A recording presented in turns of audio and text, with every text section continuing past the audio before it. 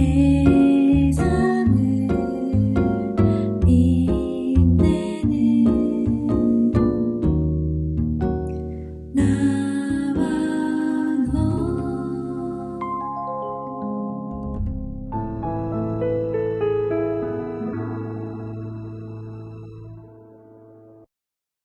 세빈아 친구들 안녕하세요. 안재희 선생님이에요.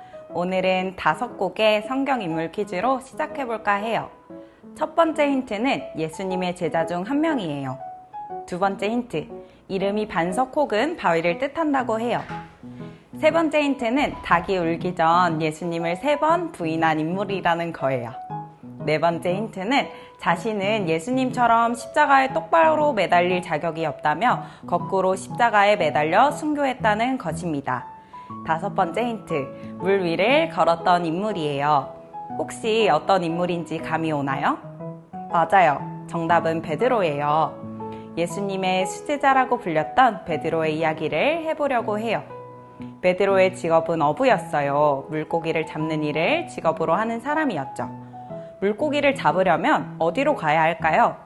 배를 타고 바다로 가야겠죠.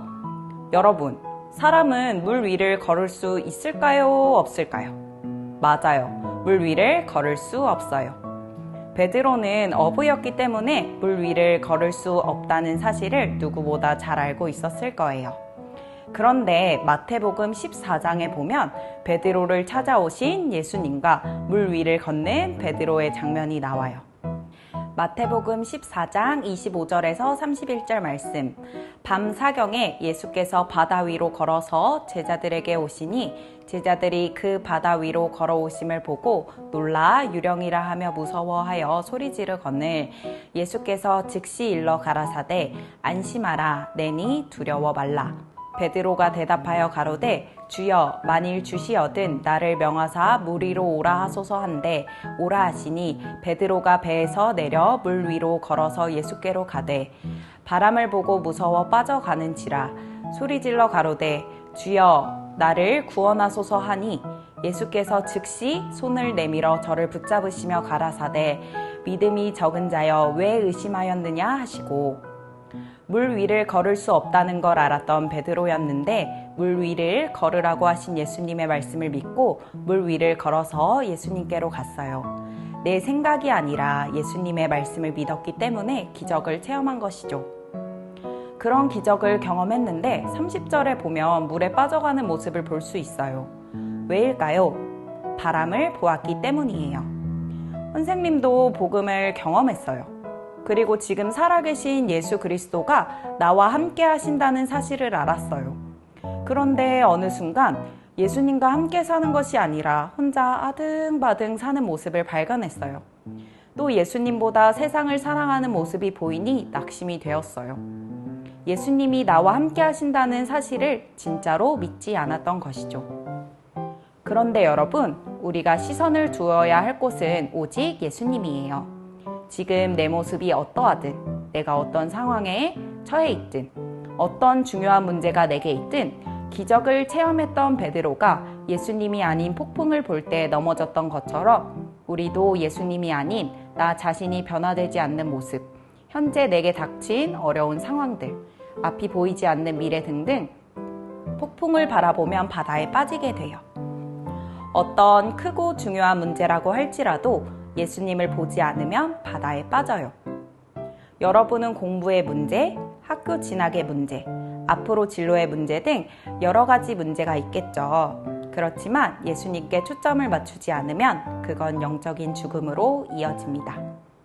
이때 우리가 정확히 알아야 할 것은 하나님이 나를 얼마나 사랑하시냐는 거예요.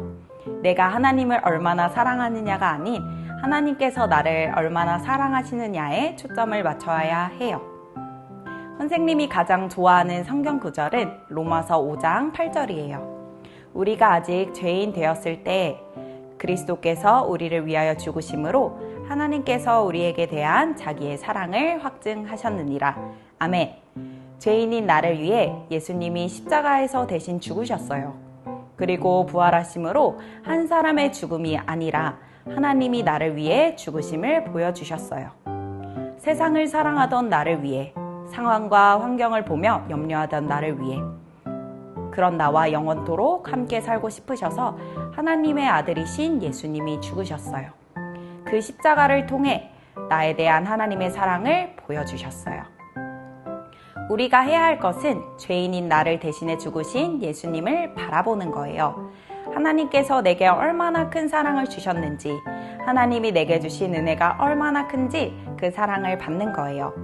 내 모습이 너무 보잘것없어도, 하나님 앞에 다시 나아가기 죄송해도 하나님께 나아갈 수 있는 것은 예수님 때문이에요. 내가 한 것이 하나도 없기 때문에 복음은 전적으로 우리에게 주신 은혜입니다. 사랑을 받아본 사람이 사랑을 할 수 있다는 말이 있잖아요. 하나님께 이렇게 큰 사랑을 받았기 때문에 내가 어떤 상황에 처해 있든지 예수님만 바라보고 넘어져도 일어날 수 있는 것 같아요. 우리 삶의 폭풍 속에서 예수님을 바라봅시다.